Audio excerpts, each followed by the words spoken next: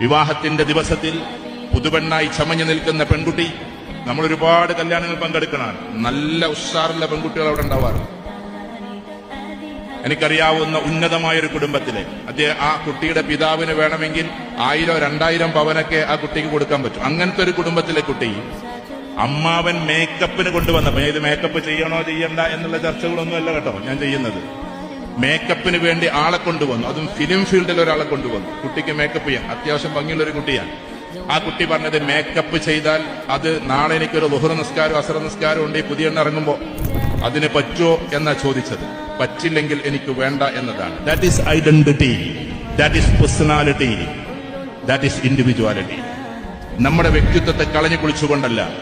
എന്റെ ജീവിതത്തിലെ നിർണായകമായ ഒരു ദിവസം എന്റെ അള്ളാഹുവിന്റെ മുമ്പിൽ സുജൂദ് ചെയ്യാതെ ഇല്ല ഞാൻ ഇവിടെ നിന്ന് ഇറങ്ങില്ല എന്ന് തീരുമാനിക്കുമ്പോഴാണ് ആ വ്യക്തിത്വം പ്രഭാവമായി മാറുന്നത്.